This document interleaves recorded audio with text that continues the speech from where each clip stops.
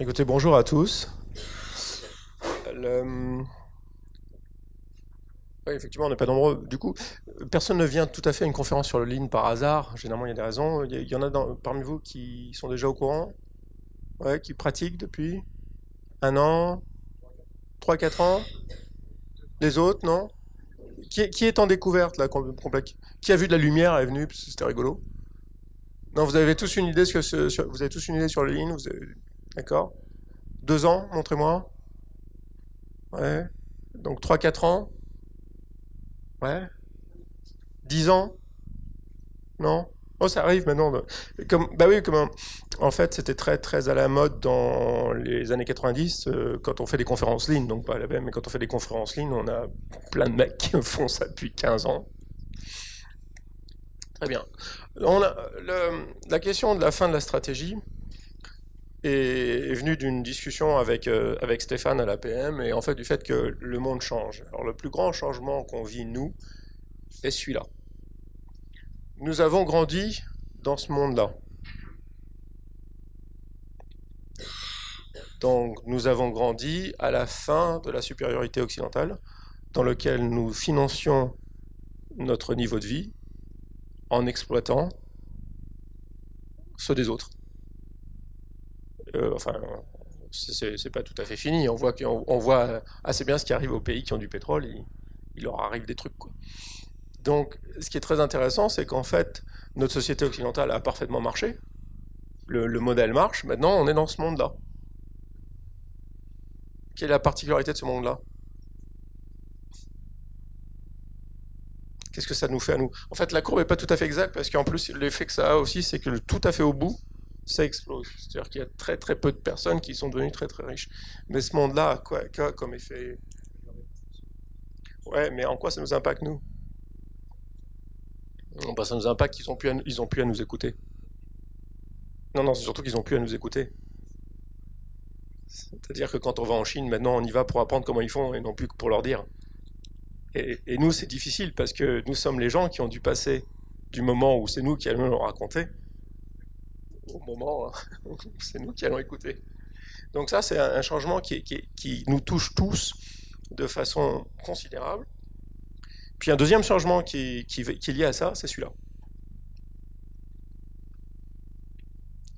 Nous, on a grandi dans un monde où, donc, comme on avait des structures d'exploitation post-coloniales en place encore, on bénéficiait de richesses qu'on allait piquer ailleurs, dans le fait que maintenant, bah, non, ils n'ont plus besoin de nous.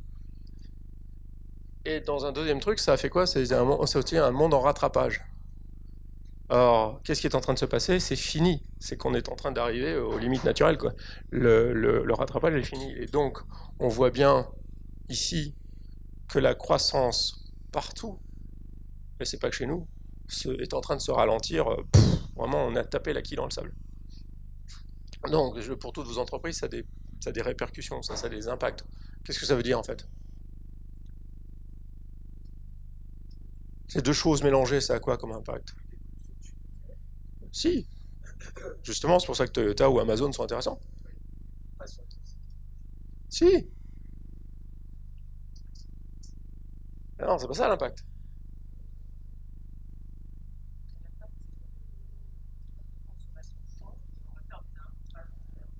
Non, non, c'est juste devenu beaucoup plus concurrentiel.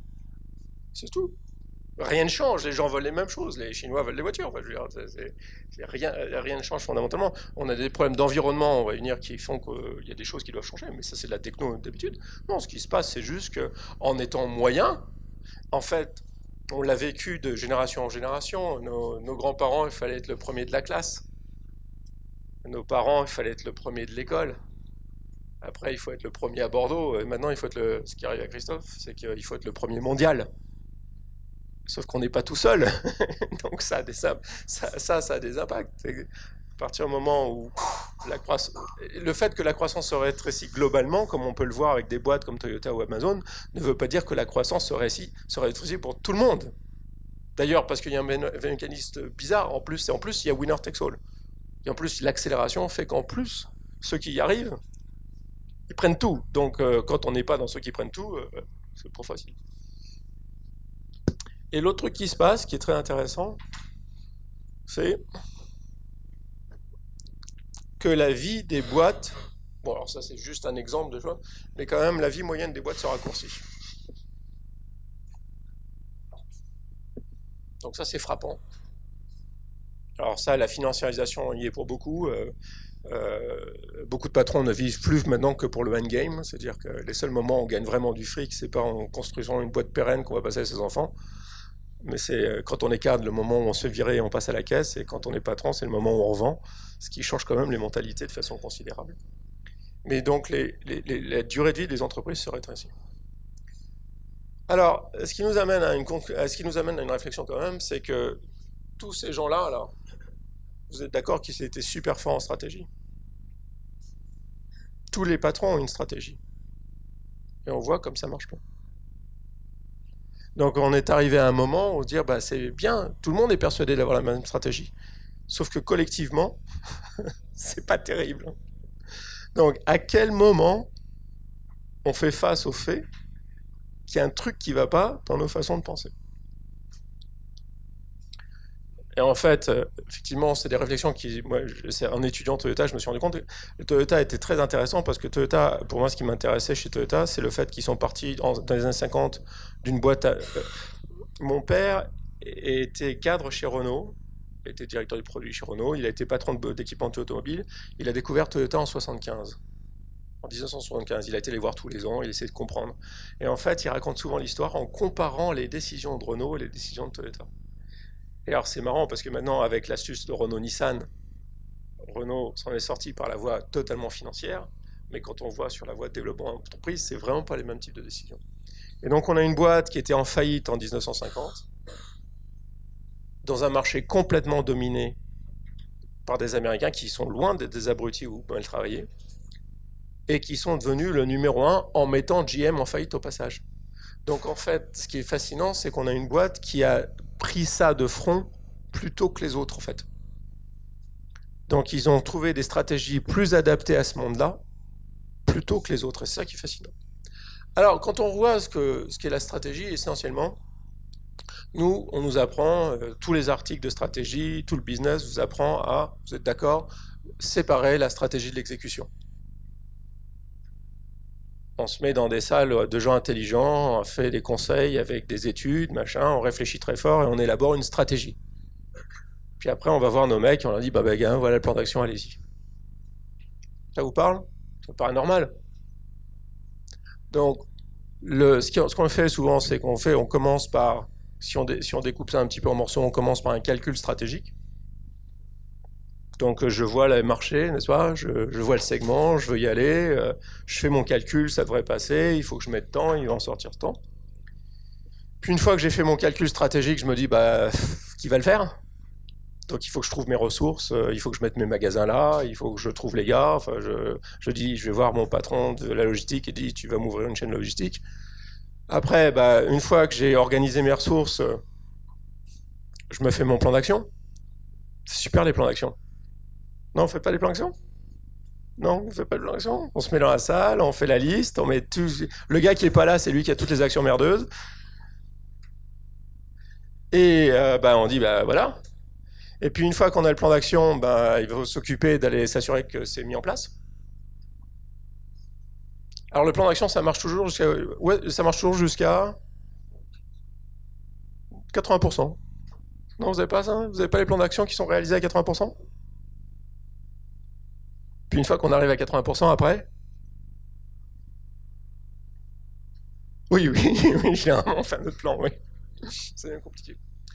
Et en fait, ce que les patrons qu'on voit, ce qui ressort dans la presse après, ce qui se passe beaucoup, c'est que ça se passe rarement comme on avait pensé. Parce qu'on n'est pas tout seul. Et que le meilleur plan, ben, il y a d'autres gens qui veulent faire d'autres choses et que la vie est compliquée. Donc en fait, les boîtes passent énormément de temps à gérer les conséquences des décisions idiotes qu'on a prises. Alors ça, c'est très particulier dans les entreprises. Alors, je sais pas, vous avez des entreprises de quelle taille, vous? C'est une centaine de personnes, oui. Oui, bah, ça commence à jouer déjà. En dessous, ça se voit moins. Mais dès que l'entreprise commence à être à partir de 100 à 300 personnes, tout le middle management n'a qu'une seule obsession, c'est couvrir votre connerie. C'est-à-dire qu'une fois que vous avez fait une erreur stratégique, vous avez investi sur des machines qui servent à rien, etc., il y a une espèce de complot sans comploteur, ils se mettent tous en ordre de bataille pour montrer que ça marche. Je me souviens de visiter des centres de la Poste, pour ne pas les nommer. Oui, c'était un terrain de football avec l'énorme machine qui dormait toute la journée, mais à 2 heures du matin, tout le monde était prêt avec le chronomètre, parce que là, pendant 2 heures, ça courait à fond, quoi. Et après, on arrêtait le chronomètre, la machine retournait dormir. Mais on pouvait montrer que le courrier, qu'est-ce qu'on en dépilait, hein. Et d'ailleurs, ça nous a amené que comme il fallait nourrir la machine, qu'est-ce qu'on a fait? Bon, on a été le chercher de plus loin. Ouais, pour nourrir la machine. Du coup, votre courrier, il vient de plus loin, il passe dans plus de mains, il se perd plus. Du coup, qu'est-ce qu'il faut faire? Vous proposez une restitution de tarif pour que se donner l'autorisation de ne plus livrer à l'heure. Pourquoi? Parce qu'il faut nourrir la machine. Donc, ce qu'on voit beaucoup dans la presse, c'est que tous ces scandales stratégiques qui sortent dans la presse, on se dit comment est-ce possible? Mais en fait, qu'est-ce qui s'est passé? C'est que ça ressort très tard, parce qu'il y a toute une période où les gens sont occupés à gérer les conséquences de la décision une fois qu'elle a été prise. Non, je vois, ça vous parle pas, ça. Pas chez nous, c'est ça. Nous, on est à l'APM, on est libéré et éclairé, on fait pas ça.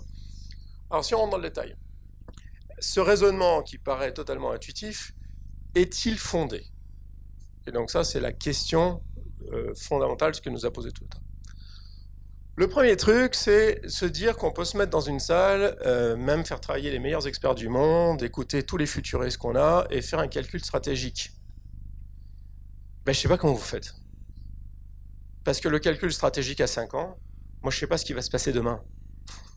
Je sais pas, moi il y a des trucs qui m'inquiètent là en ce moment. Il y a les Russes qui sont en train de faire les plus grands exercices militaires qu'on a vus de ces dernières 20 ans, alors que la Maison Blanche est aux mains d'un copain de Poutine, et que l'OTAN est en vrac avec le Brexit. Je sais pas. Je sais vraiment pas. Donc qu'est-ce qui nous arrive de ces temps? On voit que les réseaux sociaux ont complètement changé notre façon d'aborder notre communication à l'extérieur. On voit que Amazon est en train de déstructurer toutes les supply chains. On voit que le Brexit, on ne sait plus où on est en Europe. On voit qu'on a M. Trump à la Maison Blanche. Le truc sans doute le plus fondamental qui nous arrive, c'est Obor. Qui connaît Obor? Obor, ça vous dit rien? Ah, c'est le truc qui explique tout ce qui nous arrive, hein. Obor.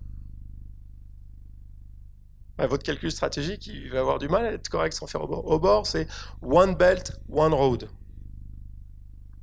Les Chinois sont en train de reconstruire la route de la soie.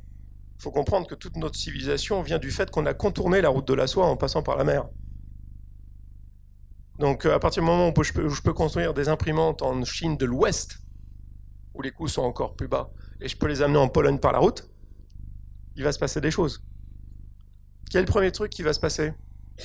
Comme ça s'est produit à la Renaissance, en fait, la Renaissance est un effet de bord du fait que Gengis Khan a structuré la route de la soie pour récupérer le tribut de ses conquêtes. La Renaissance, on trouve ça sympa, non? Vous n'êtes pas comme moi, vous n'êtes pas fan de l'Italie? Non? C'est sympa la Renaissance. Mais imaginez à l'époque, la Renaissance c'était quoi? C'était les Sforza, les Borgia, les Médicis qui se menaient une guerre civile sans fin et sans merci. Et la technologie de la Renaissance était à l'origine pour une technologie militaire. Alors oui, comme ils étaient tellement riches, ils se payaient aussi Léonard de Vinci. Ben, qu'est-ce qu'on voit à l'heure actuelle nous se produire? Qu'on ne comprend pas d'ailleurs, qui nous sidère.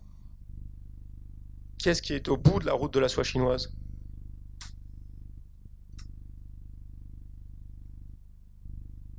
Poutine, Orban, Erdogan. C'est compliqué, hein. Évidemment, le réchauffement climatique. Puis il se passe des trucs où vraiment on ne sait pas où ça va. Donc, le calcul stratégique à l'heure actuelle, c'est bien d'en faire. Mais je ne sais pas comment vous faites. Parce qu'à vrai dire, on n'a aucune idée de ce qui va se passer.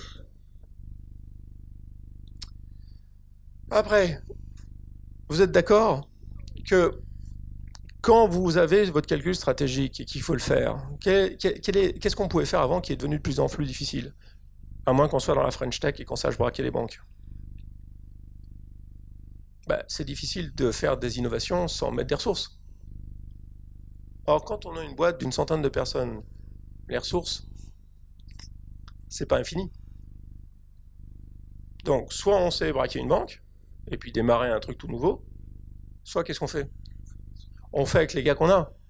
Et on dit, écoutez, déjà, il faut que vous fassiez tourner le business, et en plus, il faut que vous fassiez notre initiative stratégique. Non, vous faites pas ça, vous? Ça devient compliqué dans leur tête. C'est très compliqué dans la tête. C'est-à-dire que on est déjà en train d'étrangler notre initiative. Alors, vous êtes des patrons dans la salle, non? Ça vous arrive pas de dire, regarde, tu vas me faire un miracle, je te connais? Non, ça vous arrive pas? Le gars qui vous dit, ouais, mais je veux bien faire ça en plus. Mais... allez, je sais que tu vas me le faire. C'est très compliqué ça. Alors après, on a des surprises qu'après. Alors, soit qu'est-ce qui se passe généralement? Soit ils se mettent dessus, et alors qu'est-ce qui se passe? Le business normal s'écroule. Soit ils s'occupent du business, et alors on se dit, bah ça avance pas, qu'est-ce que tu fais?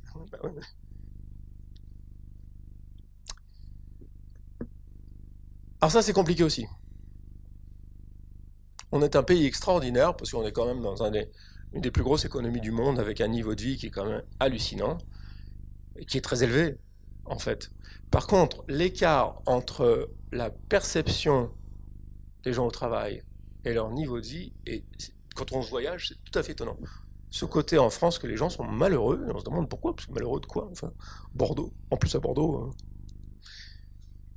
Alors ça, c'est intéressant parce que on est quand même dans les métaphores profondes, on est à la caserne, quoi.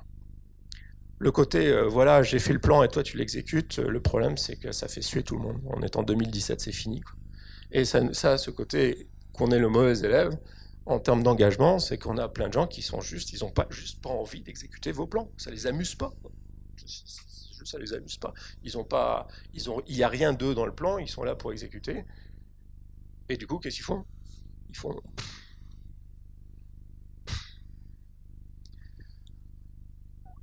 Ce qui nous amène surtout, attends, ce qui nous amène surtout en termes d'exécution, ça nous amène à quoi comme type de décision? Ça vous énerve pas, ça, dans vos boîtes? Je suis sûr que ça vous arrive sans arrêt.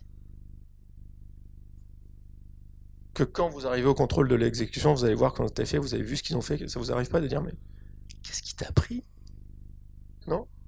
Vous voyez la jugeote des décisions, ça vous arrive pas? De voir le truc quand il a été fait et dire, mais qu'est-ce qui t'a pris de faire ça? Et le gars, comment il vous regarde et vous dit, il fait,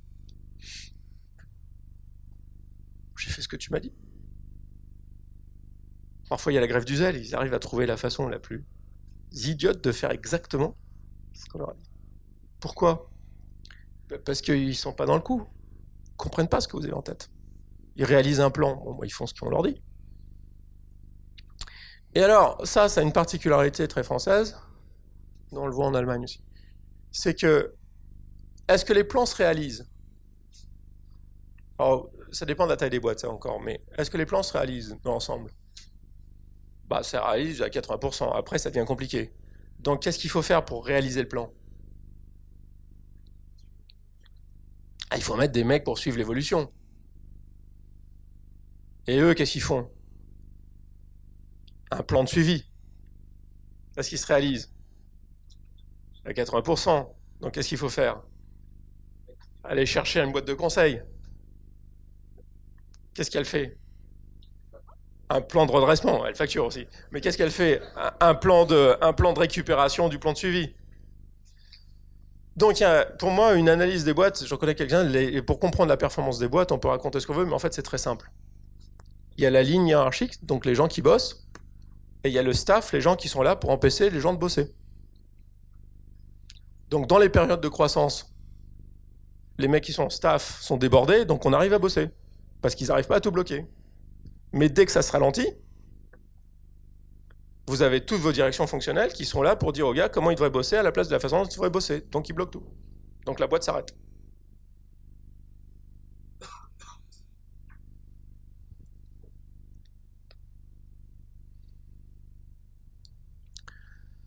Et donc, ce que je disais tout à l'heure, c'est qu'une fois que tout ça se produit, on passe énormément de son temps à gérer les conséquences inattendues, mais pas vraiment surprenantes,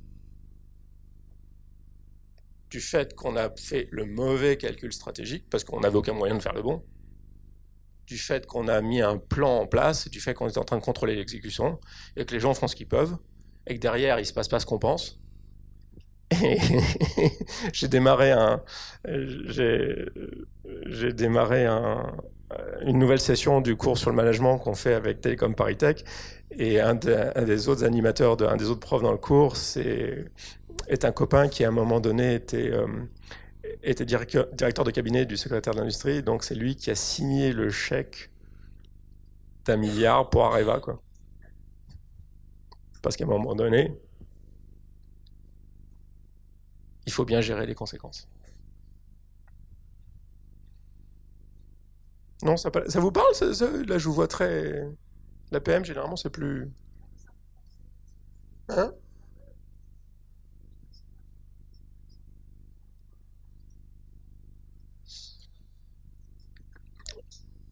Donc, la question, c'est... Quelle est la question pour Christophe? C'est ce truc-là, vous dites, ah, quand même, t'exagères. Quand même, t'exagères. En fait, la question pour nous, c'est, sur la fin de la stratégie, c'est à quel moment on fait face au fait que non, on n'exagère pas. En fait, on sous-estime l'étendue des dégâts. Parce que vous avez remarqué que vos impôts diminuent chaque année. Vous avez remarqué que vos impôts diminuent chaque année parce que chaque année, on vend plus à l'étranger. Vous avez remarqué que chaque année, notre position mondiale s'améliore. On fait rentrer du cash. On est connu partout, d'abord pour notre accueil et après pour le génie de nos produits. Ce qui nous permet de financer nos sociétés sans faire du déficit budgétaire. Ce qui nous permet de payer moins d'impôts. Vous êtes d'accord? À 80%. Donc la question, la fin de la stratégie, est-ce que je suis en train de forcer le trait? Ou est-ce qu'il y a un moment donné où on y fait face et on arrête de se battre, on arrête de, on arrête de justifier tout ce raisonnement et on passe à autre chose?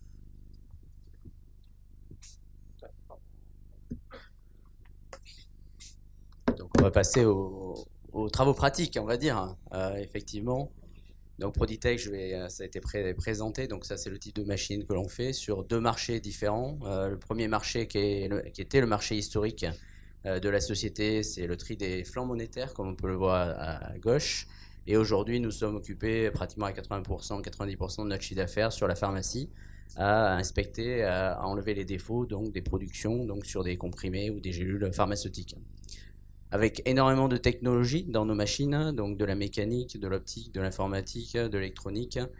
Et donc il faut que tout ça, ça fonctionne ensemble pour atteindre des performances. Donc on va aller trier plus de 80 objets par seconde avec des définitions. Donc on est capable d'aller voir des défauts en dessous du dixième de millimètre à ces cadences-là.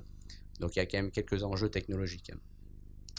Et donc si on fait un flashback en arrière de la société, donc moi j'ai passé déjà les 20 ans, donc on est à 30 ans cette année, donc ça c'est déjà une satisfaction on va dire, mais non, il faut le voir comme ça. Donc c'est mon père à l'origine qui a créé ça en 87, et moi j'ai racheté à ma famille la société en 2005, et donc à ce moment-là je me suis retrouvé dirigeant débutant. Donc j'ai ouvert mes livres, j'ai fait comme on m'a dit, je me suis inscrit au centre des jeunes dirigeants, j'ai été formé en tant que dirigeant. Et donc j'avais ces belles courbes devant moi. En rouge, on voit la monnaie qui monte et qui descend. En jaune, on voit la pharmacie. Et le calcul stratégique, finalement, c'était mon premier. Je me suis dit, tiens, comme on fait pas mal de marge sur chaque machine, si jamais j'arrive à stabiliser mon chiffre d'affaires, ça va être le jackpot. Donc pour stabiliser le chiffre d'affaires, il suffit de faire monter la pharmacie. Je coupe mes investissements à R&D sur ma monnaie, je réaffecte toutes mes ressources sur ma pharmacie, et donc on va avoir une superbe courbe montante. Et effectivement, quand je regarde, ça fonctionne. Donc dans ces années 2005-2008, on a finalement complètement renversé le chiffre d'affaires de la société. On est passé à 80% sur la pharmacie à l'époque déjà. Et on a commencé à créer 2 filiales, on a développé des nouveaux produits, on a fait un deal avec une belle société américaine cotée au Nasdaq.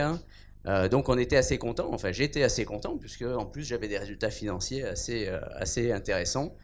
Bon, il y a une petite chose à relativiser, c'est qu'on avait un petit peu de sang sur les mains quand même. Hein. Donc à peu près 100% de rework au niveau technique, dès qu'on faisait un projet R&D, des installations qui se passaient quand même dans la difficulté.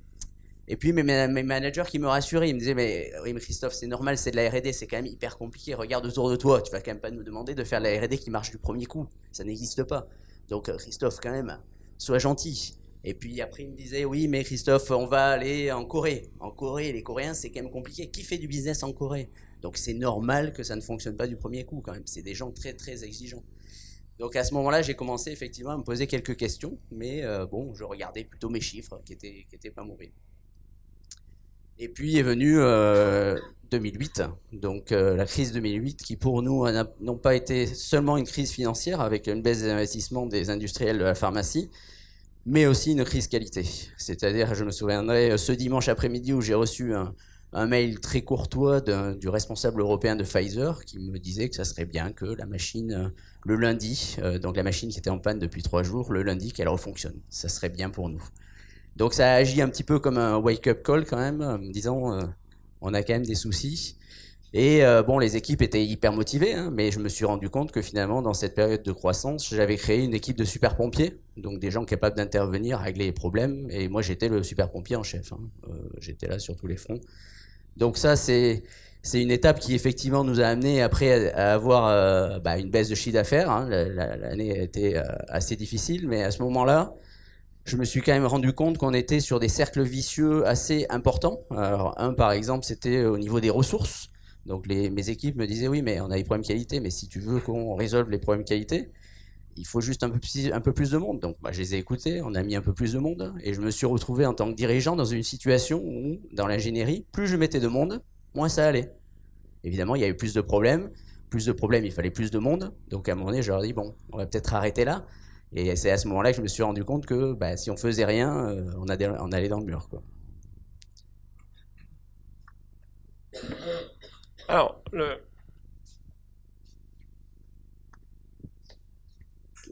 oui, c'est bon. Oui. En fait, ce qu'on est en train de dire là, c'est que la stratégie classique n'a de sens que tant qu'on a un avantage démesuré quelque part. Les Anglais ouvrent les marchés mondiaux au canon. L'histoire de l'Europe, c'est que l'Europe se met en banqueroute avec la guerre de 14-18. L'Angleterre se met en banqueroute avec la Deuxième Guerre mondiale. Les États-Unis se mettent en banqueroute avec la fin de la guerre froide. Et du coup, ça laisse de la place à la Chine maintenant. Mais à chaque fois, on oublie que notre niveau de vie est financé par les trucs affreux qu'on a fait au pays du Moyen-Orient. C'est-à-dire que souvent, moi j'ai des souvenirs épiques d'une boîte française allant s'installer en Chine et de leur apprendre à manager à la française. Alors vous savez cette légende des orientaux inscrutables, non? Comme dans RG, là. En fait, quand on est en Chine, ils sont tout aussi scrutables que vous et moi. L'inscrutabilité, c'est juste l'expression qu'ils ont quand ils sont sidérés par le truc complètement absurde qu'on leur demande de faire. Alors quand on est manager français et qu'on va en Chine et qu'on leur apprend à gérer par projet, ça arrive souvent, cette expression. Inscrutable. C'est juste qu'ils y croient pas. Après, on va au café, ils sont tout à fait normaux. Et donc, ça, c'est possible. Imposer nos façons de faire, c'est possible. Quand à un moment donné, on a les sous, on a la techno, on a quelque chose qui fait que... On a les canons. On a quelque chose qui fait que, qu'est-ce que vous voulez qu'ils vous disent d'autre que... Oui, c'est pas pour autant que ça marche. Hein. C'est pas pour autant que ça marche.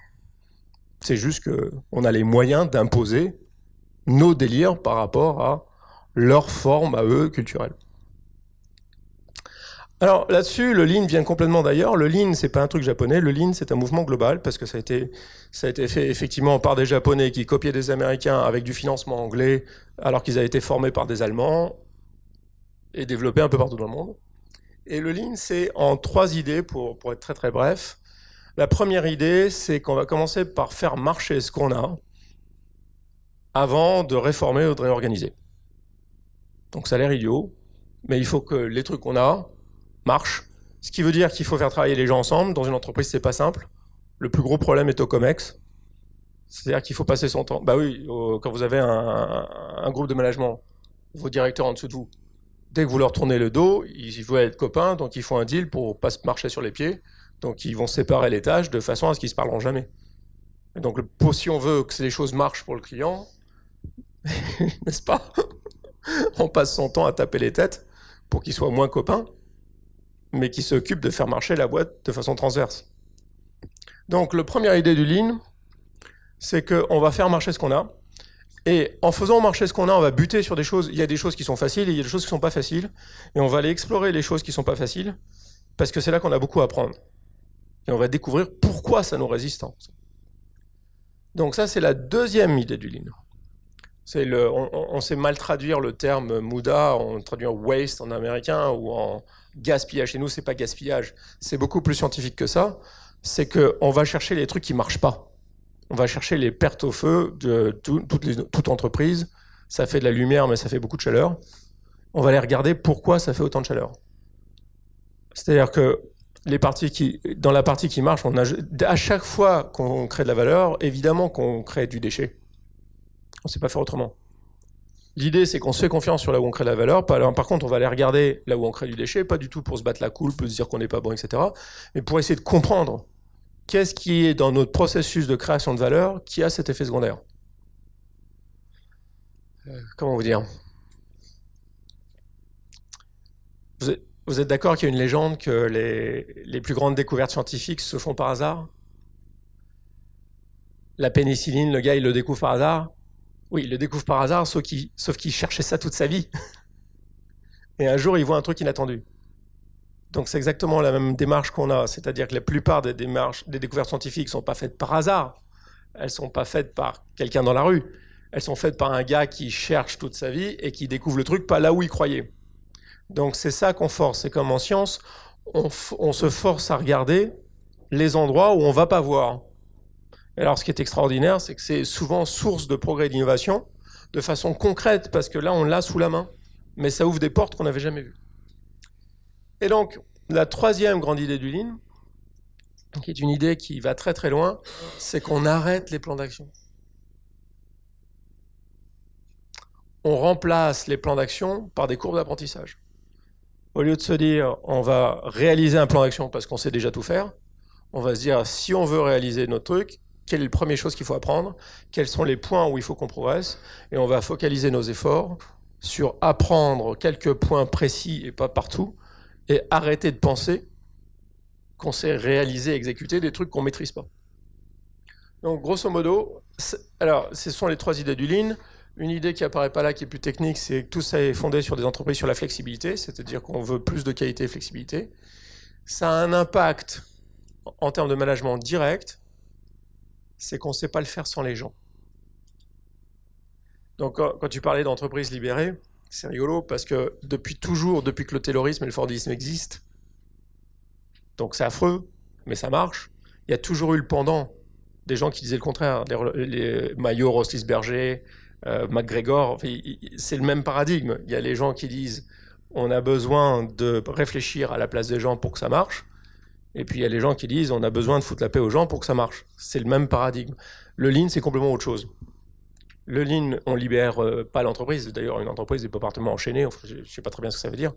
Le Lean, c'est pas qu'on va retirer la chaîne de commandement, la chaîne hiérarchique, on la garde. Par contre, on va transformer la chaîne de commandement en une chaîne d'aide. Ce qui est très différent. C'est-à-dire qu'on va s'assurer que les choses marchent, et pour que ces choses marchent, le management est là pour vous aider à faire marcher les choses. Non pas pour vous dire quoi faire. Comment vous trouvez un exemple? Vous allez à Paris de temps en temps? Ça vous arrive de vouloir prendre un café dans un café à 11h du matin? Ça vous arrive pas? J'arrive dans un café, le café est vide, les tables sont mises. Non, et le gars vous dit, c'est pour déjeuner? Je dis non, c'est pour prendre un café. Ah bah non, ça va pas être possible. Et pourquoi tu sais pas me donner un café et remettre la table derrière? Attendez, je travaille moi ici. Donc, l'expérience qu'on a, c'est que le gars qui est là dans la chaîne d'aide, quand on va en Italie, qu'est-ce qui se passe? On arrive à 15, le restaurant est plein, qu'est-ce qui se passe? Avec plaisir, il vous installe, il vous serve. C'est-à-dire que la chaîne d'aide fonctionne dans l'autre sens. Ça devient une chaîne de commandement qui dit tu vas ailleurs. Ou pareil, toujours l'exemple du café, non, ça vous arrive pas de vouloir partir, et puis il y a le patron qui passe, et en fait, je peux régler? Et qu'est-ce qu'il vous dit à ce moment-là? Vous avez plus de chance que moi. Il vous dit, votre garçon va venir s'occuper de vous. Non, non, monsieur, vous n'avez pas compris, je vous payer de partir. Donc c'est des chaînes qui sont censées être des chaînes d'aide, mais qui chez nous fonctionnent pour des chaînes de commandement. L'organisation est plus importante que le service.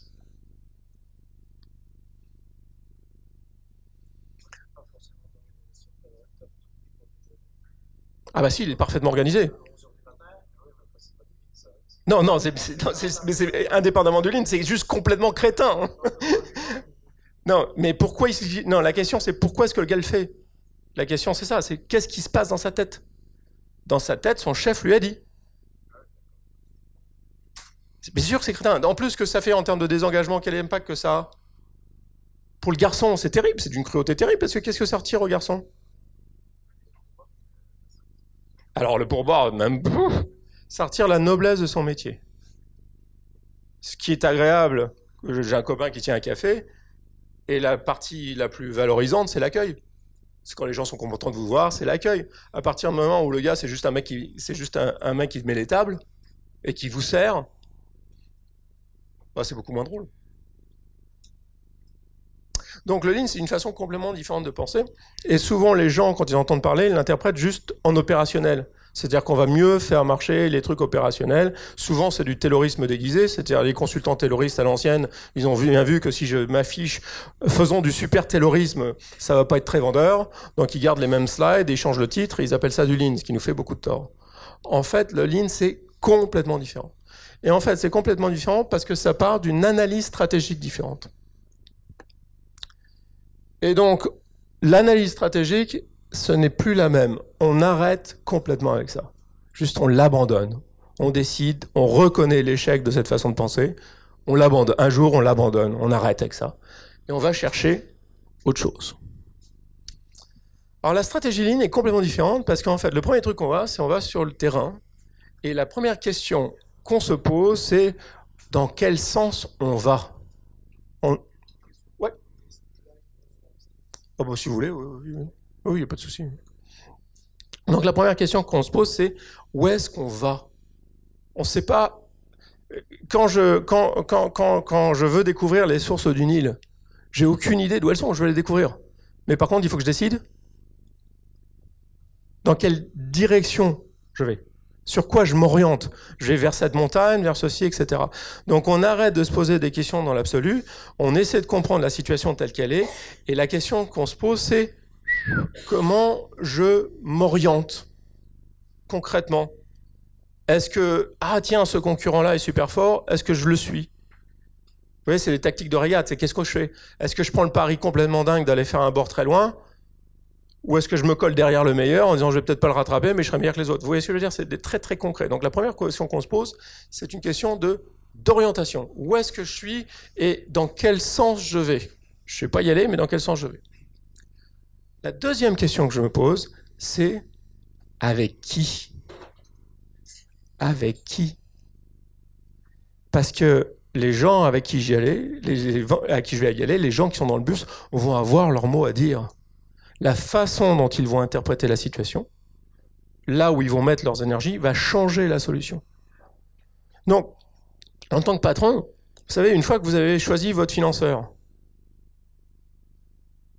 une fois que vous avez choisi votre mode de financement, votre financeur, une fois que vous avez choisi les clients auxquels vous vous intéressez, une fois que vous avez choisi vos leaders en interne, Une fois que vous avez choisi vos partenaires technologiques, il ne reste plus grand-chose. Hein. C'est fait, ça va y aller. Hein.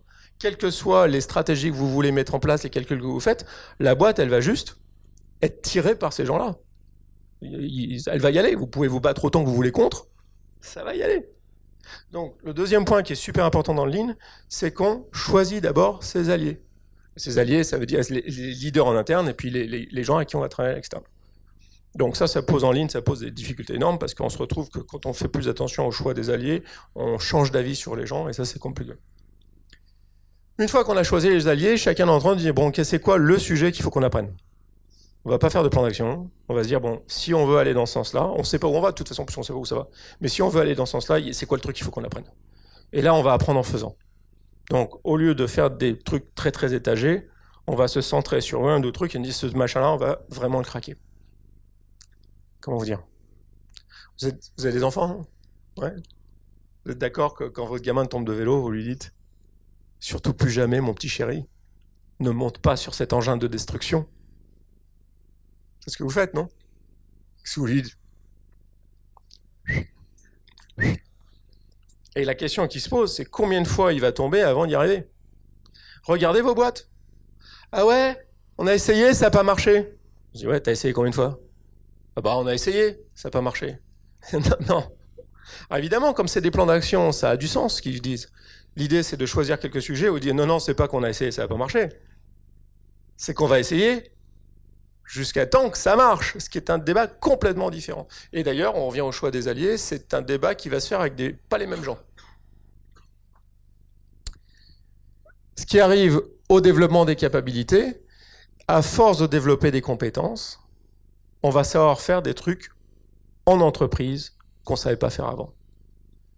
Alors, comment on fait ça? Premièrement, comment s'orienter? Alors là, c'est la pilule du Lean qui passe jamais. On commence par les difficultés rencontrées sur le terrain. Puisqu'on fait l'hypothèse qu'on ne sait pas faire le calcul génial, il faut bien commencer quelque part, ben on va littéralement on va aller voir ce qui se passe et on va aller voir les trucs sur lesquels les gens butent. Et quand on regarde les trucs sur lesquels les gens butent, qu'est-ce qu'on découvre? Il y a des trucs qui butent bêtement, donc on le règle. C'est juste bête. Mais il y a des trucs qui résistent. Il y a des trucs qui reviennent. C'est-à-dire que quand ça revient, il y a quelque chose qu'on fait nous à la tête de l'entreprise qui amène à ça, même si on voit pas les pointillés entre les deux. Donc ça, c'est très très intéressant. Donc on commence à s'intéresser à lier les problèmes que les gens rencontrent avec les très grands challenges que l'entreprise a. Donc effectivement, c'est pour ça que le Lean a cette image qu'on améliore l'opérationnel. En fait, on n'améliore pas l'opérationnel parce que ça va nous sauver. On commence par améliorer l'opérationnel parce qu'on va découvrir ce qui va nous sauver. Ce qui n'est pas du tout pareil. Deuxième truc, c'est en choisissant les gens qu'on construit sa stratégie. Donc ça, c'est une révolution totale dans les façons de penser. On arrête de résoudre le problème sur le papier et d'aller voir toi tu fais ça, toi tu fais ça, toi tu fais ça. On se pose le problème dans le sens, ce problème-là, avec qui je vais le résoudre? C'est très étonnant parce que qu'est-ce que ça vous amène ça quand vous raisonnez comme ça? Surtout à des solutions auxquelles vous n'avez vraiment pas pensé. Ça vous amène à des mecs qui vont vous dire non, attends, ça, on va pas le faire comme ça. Dis quoi? Je reprenais l'exemple chinois. Vous savez pourquoi? Vous savez le truc le plus absurde? Qu'est-ce qui travaille avec les Chinois? Vous travaillez en Chine un peu? Non? Le truc le plus absurde qu'on leur demande, vous avez une idée de ce que c'est? Tu vas faire ça, et en plus tu vas le faire avec le mec qui a le job. Le gars, il vous regarde. Qu'est-ce qu'il est en train de penser, lui? Tu veux que je le fasse? Attends, je vais demander au cousin de ma femme. On va le faire. Non, non, non, non. Non, non, on a un organigramme qui est assez clair, on a des rôles et des fonctions qui sont définis, on est parfaitement organisé. Je veux non seulement que tu le fasses, mais en plus, tu vas aller voir Monsieur Lee, qui a le job. Pourquoi est-ce que c'est complètement absurde du point de vue chinois? Bah, quand vous allez voir, vous voulez monter une boîte en Chine et vous allez dire je veux que tu fasses de la recherche et développement ou un truc comme ça, et tu vas aller le faire avec le patron de la recherche et développement. Et le gars vous regarde, il a l'expression impassible qui couvre le fait qu'il est halluciné par la connerie que vous voulez lui demander. Pourquoi? Parce que le monsieur qui a le job de patron de recherche et développement, pourquoi il a le job? Non, c'est la Chine. Pour des raisons chinoises. Tu veux que je te le fasse? Attends, pas de problème, j'ai demandé au cousin de ma femme. C'est la Chine. C'est absurde ce qu'on leur demande. Pourquoi? Parce qu'un truc que en fait, en Asie, le lean vient de l'Asie, d'une partie. Un truc qu'ils savent bien, c'est le gars qui sait faire, c'est rarement. Non, mais c'est pire que ça, c'est que le gars qui sait faire, c'est rarement le type qui a le badge. Un des trucs qui est hallucinant chez Toyota, hallucinant, c'est leur capacité à connaître un mec. C'est comme dans les films américains, I know a guy. On a un problème technique, ils vont vous trouver un mec qui est dans une usine en Thaïlande qui va venir vous le démerder. Quand on leur demande, montrez-moi leur logiciel de gestion des compétences, ils vous disent, hein? Alors au début, on pense que c'est un problème de traduction. Non, c'est juste que ça fait partie de votre boulot, quand vous montez dans la hiérarchie, de savoir où sont les gars qui vont vous démerder des problèmes types. Non, ça vous parle pas? Donc c'est fondamental, ça change radicalement notre phase de calcul stratégique. Parce qu'en fait, là, c'est un calcul d'alliance. Parce qu'en fonction d'avec qui on part, on ne va pas du tout arriver au même endroit.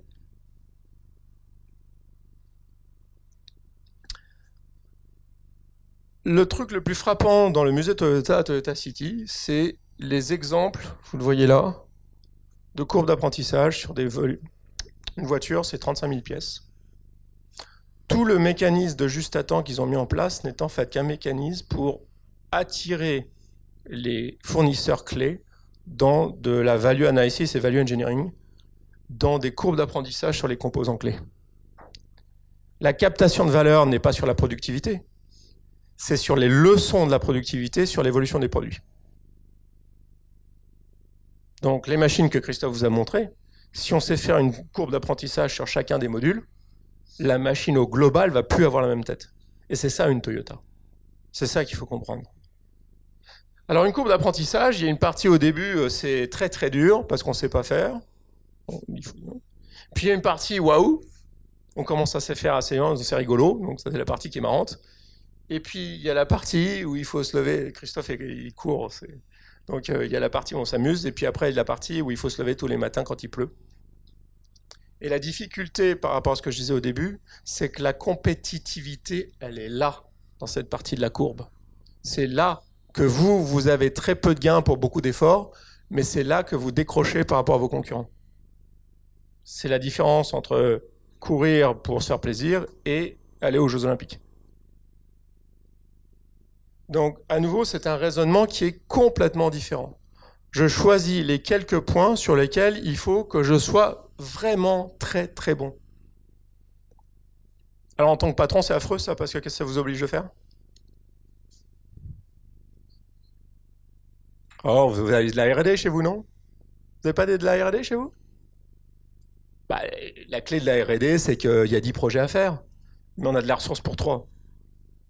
Donc qu'est-ce qu'il faut faire? Ah merde, il faut choisir. Puis en plus, si on veut que ça marche, une fois qu'on a choisi les 3, il faut les faire les uns après les autres. C'est affreux. Donc qu'est-ce qu'on fait? Qu'est-ce qu'on dit aux gars? De toute façon, on n'a pas le choix, il va bien falloir les faire. Hein. Bah ouais, mais il y a 10 projets, il y a de la ressource pour 3. Donc ça, c'est très très difficile parce que ça vous oblige à faire des choix sur les sujets qu'on va vraiment maîtriser. Alors là, ce qui est très intéressant, c'est qu'en fait, on se rend compte d'un truc, c'est que du coup, c'est que la capacité de votre organisation, votre taux de service, votre capacité de livrer les clients, de résoudre les problèmes, etc., est construit en fait sur des sommes de compétences individuelles qui, une fois qu'on arrive à une masse critique d'une somme de compétences individuelles, crée ce qu'on appelle une capacité. C'est-à-dire que ça commence à se voir au niveau de l'organisation que la boîte sait faire des choses. Mais derrière ça, c'est une somme de compétences individuelles. Et à nouveau, c'est à nouveau très très perturbant. Parce que surtout en France, où on est totalement obsédé par les organisations et les organigrammes, ce qui est très très bizarre, il n'y a que chez nous. Hein, les Américains sont très obsédés par les process. Mais nous, on est obsédés par notre organisation, on vit à la caserne, donc tout le monde est obsédé par savoir qui est le chef de qui. C'est que quand on raisonne comme ça, la forme d'organisation émerge. C'est pas qu'on n'est pas organisé, c'est qu'en fait, c'est là où les compétences commencent à s'accumuler, qu'on crée des processus autour de ça qui font des organisations. À nouveau, c'est très perturbant parce qu'on ne décide pas de son organisation. On essaie de trouver l'organisation, à nouveau la chaîne d'aide, qui soutient le plus les compétences. Et alors tout ça nous amène à quelque chose qui est fondamental, c'est que dans un monde où on ne sait pas ce qui va se passer demain, on sait choper des opportunités qu'on n'aurait pas vues. Parce qu'il y a des trains qui passent et qui ne vont pas passer deux fois. Il faut monter dedans. Et donc, ce mode de raisonnement, il n'est pas propre, il n'est pas clair dans nos têtes, on ne maîtrise pas tout, on n'est pas en contrôle. Par contre, on développe au fur et à mesure une capacité à réagir plus vite et à prendre les opportunités qui nous permet d'avancer pour de vrai. Donc en 2010, vous m'entendez, oui? Ça fonctionne? Donc en 2010, j'ouvre mon premier bouquin de Lean et je commence à lire, et là je prends quand même une claque parce que je parlais de mes problèmes de ma société avec au début effectivement j'ai blâmé mes collaborateurs, mes managers, mes process, mais je me suis aperçu que le principal problème c'était moi. Donc là ça fait quand même un petit peu mal, mais je me dis oui, mais j'y crois quand même. Donc je me dis si je ne change pas de façon de voir les choses, je ne pourrai pas changer le cours de l'histoire de ma société. Donc je rentre dans cette démarche et la première chose qu'on a fait, c'est évidemment d'outiller le terrain. Michael le disait, on va aller travailler avec les collaborateurs sur le terrain pour redécouvrir ce qu'est la réalité des choses.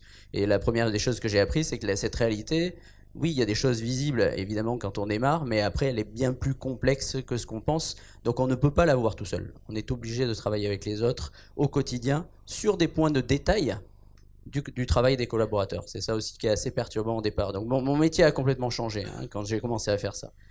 Et donc quand on commence à faire ça, c'est une pratique aussi, c'est-à-dire qu'on apprend à aller sur le terrain, voir ces points de détail et à les relier à la vision globale que l'on a en tant que dirigeant en fait. Et c'est un exercice permanent, donc ça devient un réflexe, ça devient une façon de penser, ça devient une façon de vivre l'entreprise. Et donc quand on apprend ça, on commence à voir et à comprendre vraiment l'environnement de son entreprise, avec ses fournisseurs, ses clients, ses concurrents. Et donc des exemples, nous on a commencé à regarder vraiment notre fabrication de machines, donc stratégie depuis 25 ans, sous-traitance 100% des machines. Donc on a des ingénieurs qui dessinent et tout est fait à l'extérieur, on récupère des machines, on les envoie chez les clients, le business model rêvé.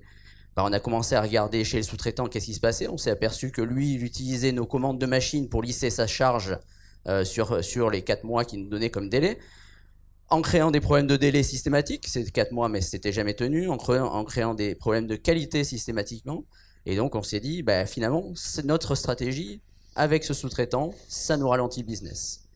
Un deuxième exemple, c'est au niveau des technologies, on a commencé à regarder finalement qu'est-ce qu'on utilisait. Nous, on achetait des caméras, donc on s'est dit, on achète des caméras à des gens qui savent faire des caméras. Bon, nous, on n'est pas spécialistes en caméras. Et on a commencé à les démonter. On a eu quelques surprises, donc notamment par exemple la pièce qui tenait le capteur qui normalement doit être parfaitement aligné avec l'axe de caméra, c'était juste une simple pièce à quelques centimes d'euros fixée avec 2 vis. Donc ça nous a fait très peur et on a mieux compris pourquoi nos ingénieurs passaient énormément de temps à designer des systèmes complexes pour bien aligner les caméras dans nos machines. Même chose pour les cartes électroniques, on avait un service de développement de cartes électroniques en interne, nous on pensait que la carte électronique c'est la puissance de traitement, c'est du système. On a dit surtout c'est forcément une compétence fondamentale qu'on doit avoir.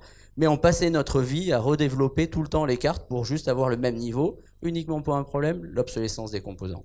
Et l'obsolescence des composants, on a vu que nous, quand on allait voir notre fournisseur de fabricant de cartes, il nous disait ne vous occupez pas de ça, c'est moi le spécialiste, je vais stocker des composants en avance, vous ne voyez rien, c'est transparent pour vous. Oui, sauf quand il y a la crise au Japon avec le tsunami, sauf quand il y a les inondations en Thaïlande, où on se retrouve à plus pouvoir fabriquer de cartes, donc vite, les ingénieurs, allez, designer une nouvelle carte à performance équivalente, pour aller juste mettre des composants qu'on trouvait sur le marché.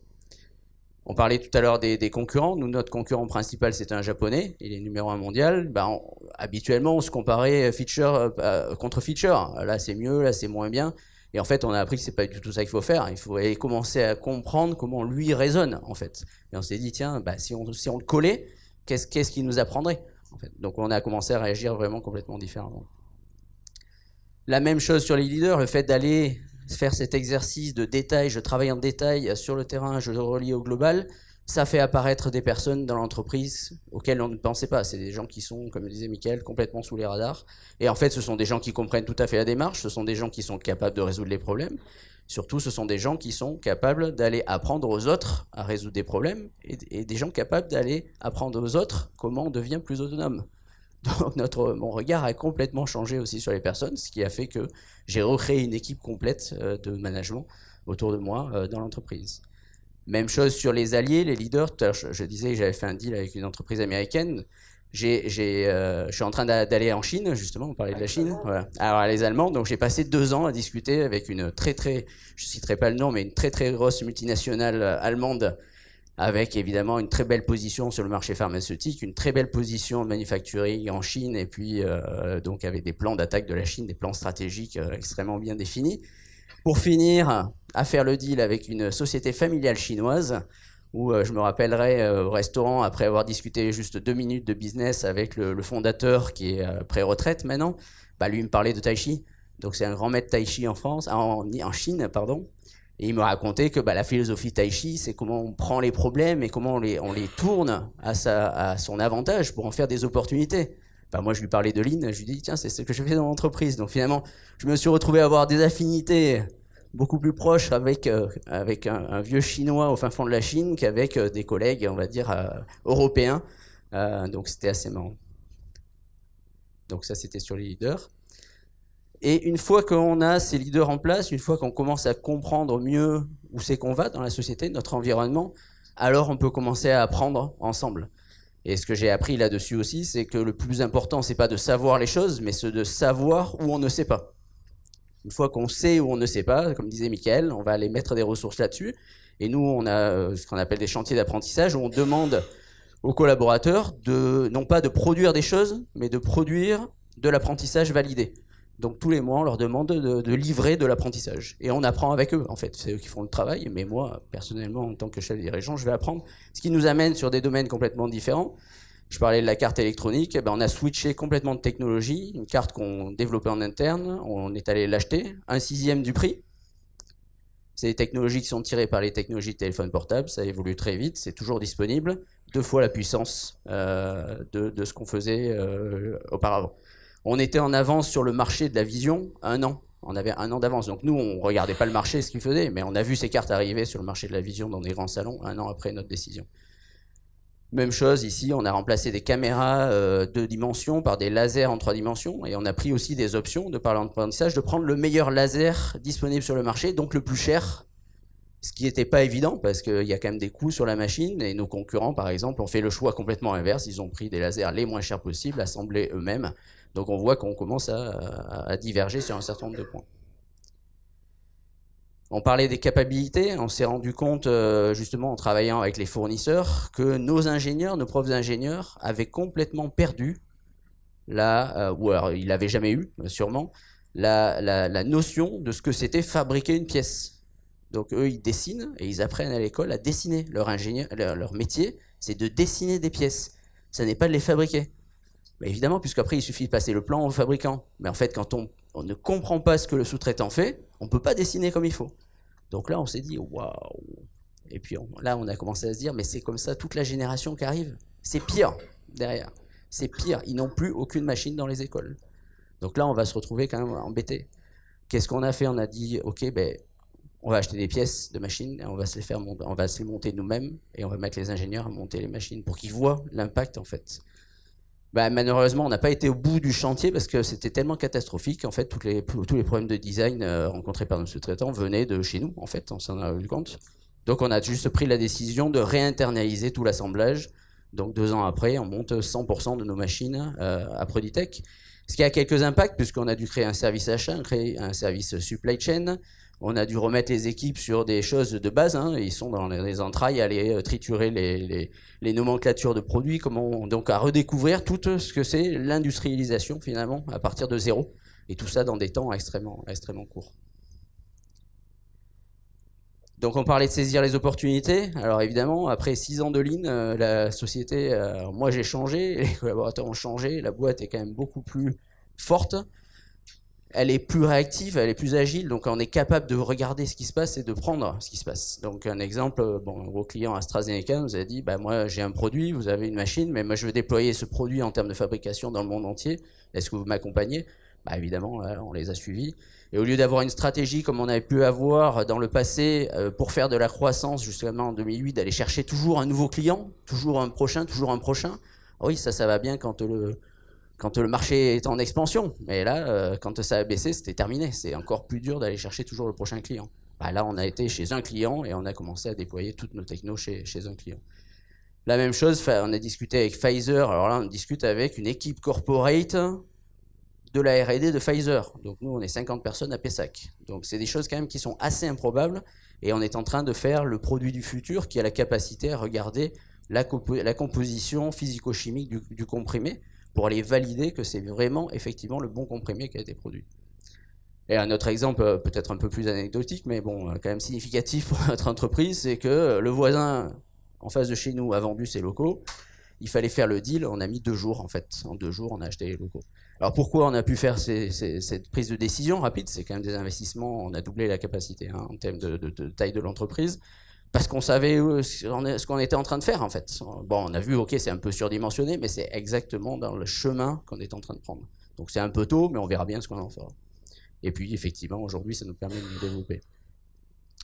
Donc ça fonctionne. À partir de 2014, on est reparti sur des courbes de croissance. Alors c'est dur tous les jours quand même, puisque tous les jours, on demande aux collaborateurs de sortir de leur zone de confort. Moi-même, il faut encore que je sorte de ma zone de confort tous les jours, donc c'est difficile.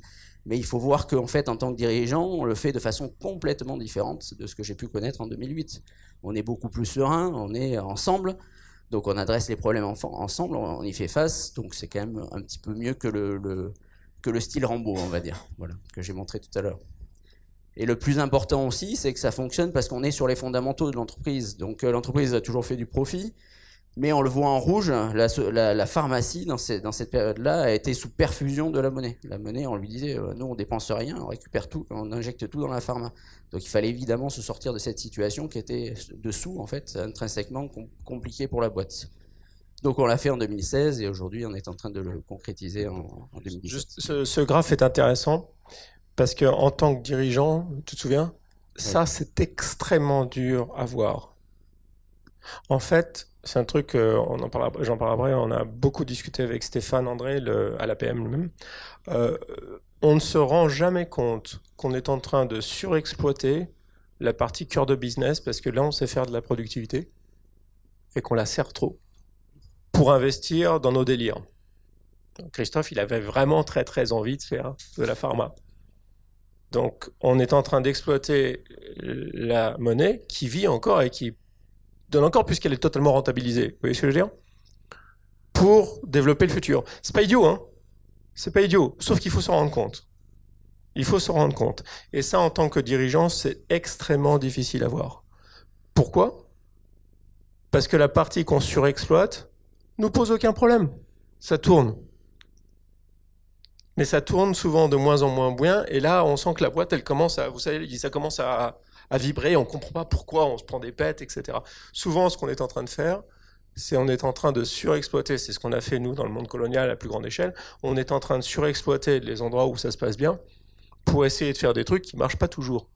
Donc cette courbe-là, ça n'a pas été facile à voir, ça je me souviens du jour où tu t'es réveillé, et tu dis « Waouh !» Non, c'est clair. Et puis aujourd'hui, on regarde nos business de façon séparée. Et puis les gens ont été mis de façon séparée aussi sur les différents business, puisqu'on les traite, par exemple, sur la monnaie, on continue cette stratégie de fabrication à 100%. C'est pas du tout les mêmes enjeux. Donc on a une ligne de fabrication uniquement pour la pharma.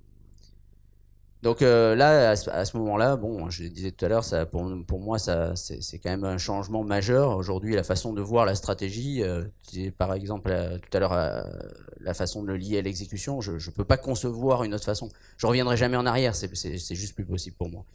Donc aujourd'hui, l'effet de bord aussi, c'est que c'est l'engagement sur les équipes, c'est-à-dire que on a fait grandir les gens aujourd'hui. Alors encore une fois, c'est pas toujours facile, mais ils ont grandi et ils sont surtout capables de grandir encore. Et là, ils le voient, donc il y a une motivation. On parlait tout à l'heure de l'engagement. un engagement qui grandit, et ça, c'est quand même une satisfaction en tant que chef d'entreprise. Alors, ce qui est important aussi, c'est que ce genre d'approche, on ne sait pas le faire sans les gens. On ne sait pas, puisqu'en fait, on a vraiment besoin d'eux pour qu'ils rentrent dans le détail et qu'ils nous expliquent ce qui se passe. Donc, une stratégie Lean, ça consiste à étudier, explorer, apprendre ses faiblesses. Alors ça, c'est la partie, quand Christophe dit c'est pas facile tous les jours, ça c'est la partie qui fait coincer.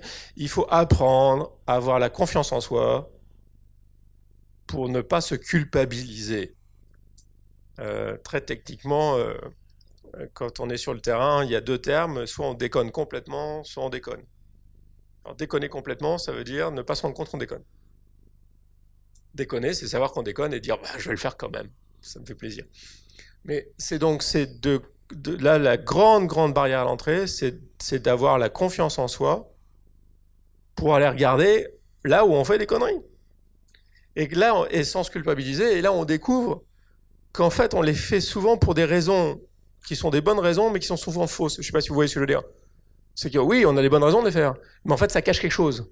Et donc on découvre un puits d'innovation énorme, et ça devient très rigolo. Mais il faut se lancer dedans, il faut accepter de regarder en disant bon, ok, c'est bon, on a déconné, ok, d'accord, pas grave.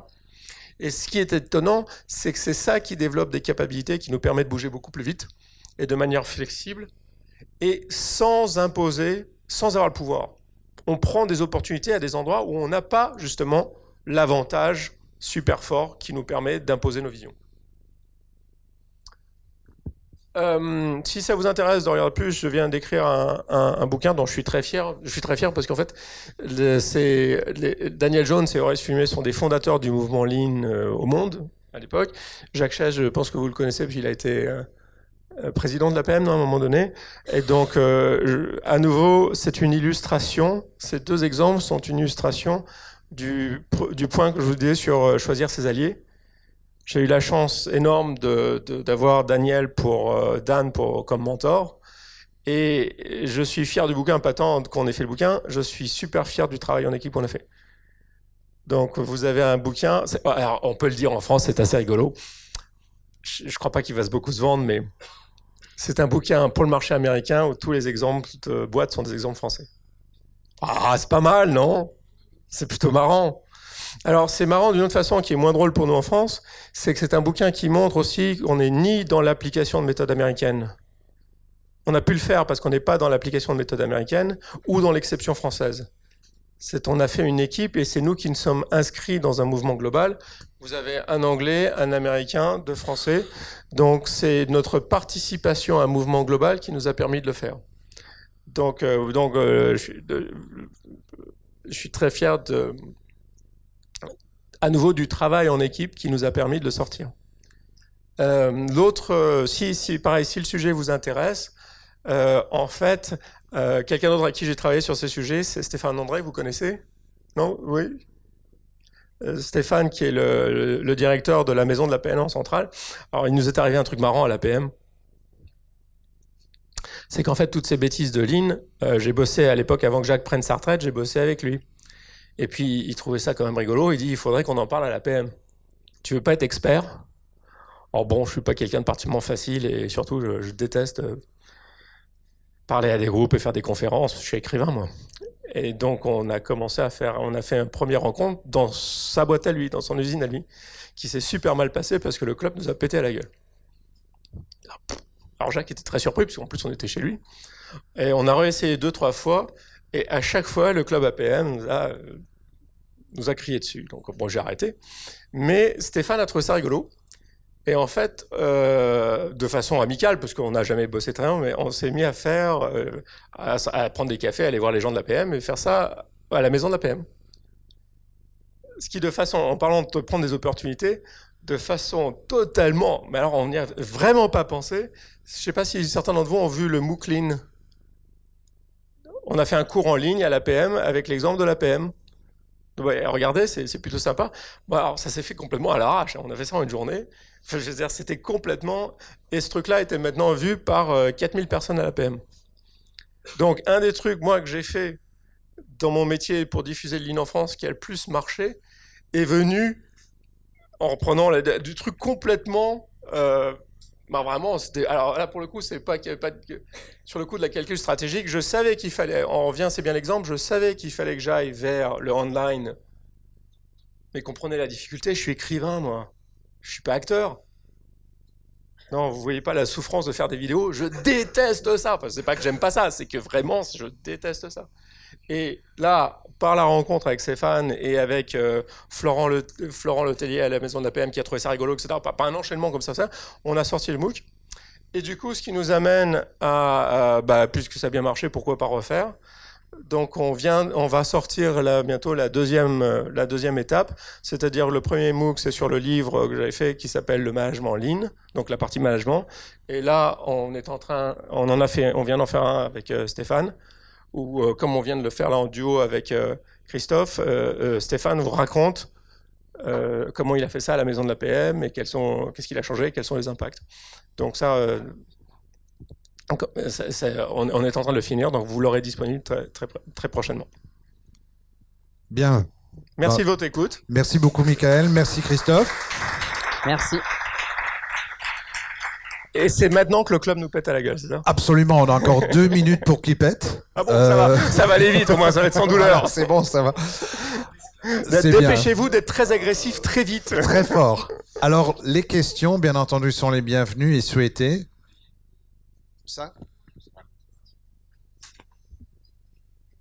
Bonjour, je voulais vous demander si vous aviez vécu des expériences de ligne dans des pays arabes, et plus exactement en Tunisie ou en Afrique du Nord, et savoir quels sont les écueils, les retours, si c'est possible ou pas. Non, là je peux pas vous aider. Les vents du Lean m'ont emmené un peu partout, mais pas là. Non, je sais pas du tout. D'accord, parce que dans ce que vous décrivez, il y a, vous connaissez plusieurs cultures visiblement. Ouais. Et donc, est-ce que, en fonction des cultures, vous observez des différences sur la façon d'aborder le Lean ou pas? Oh non. Non. Mais non, attendez, ça c'est. Le seul endroit où on voit la culture, c'est à table. Mais imaginez bien que la variation intra-pays. Tu te souviens la première fois qu'on était au Japon et qu'on reconnaissait les mêmes boîtes qu'on avait chez nous, on a dit on aurait pu rester chez nous. C'est-à-dire qu'en fait, la variation à l'intérieur du pays est toujours beaucoup plus grande que la variation entre pays. Si vous comparez la meilleure usine française avec la meilleure usine chinoise, en fait, la meilleure usine chinoise sont sans doute un peu meilleure, mais ce sont les mêmes. Si vous comparez la meilleure usine française avec la pire chinoise, vous vous dites « Ah, les Chinois, ils sont nuls ». Je me souviens de la Chine, je me souviens d'une usine de batterie où je voulais voir leurs réclamations clients, leurs défauts. On n'a pas de défauts. Alors, je pensais que c'est un problème de traduction, on n'a pas de défaut. Puis on finit. Alors c'était dans un tas de boue quelque part. Hein, et ils disaient non, les très bonnes batteries, on les vend à l'industrie occidentale automobile en Chine. Les moins bonnes, on les vend à l'industrie automobile chinoise. Les pas terribles, on les vend aux autres business. Et les super mauvaises, on les vend en bas de la cour tous les matins. On n'a pas de défaut, on n'a pas de rejet. Donc la difficulté culturelle n'est pas là. C'est savoir sur qui on tombe. Déjà, chez nous, on se trompe. Mais alors, quand on est à l'étranger, là, c'est compliqué parce qu'on ne reconnaît pas les codes. On ne comprend pas comment ça fonctionne. Donc, on ne sait pas choisir ses alliés. Ça, c'est ce que vous pensez. Oui, chaque personne en a montré, c'est que c'est pas... Moi, en 2008, je pensais bien connaître mes gens. On était une PME, 30 personnes. Donc, à l'époque, je me trompais complètement.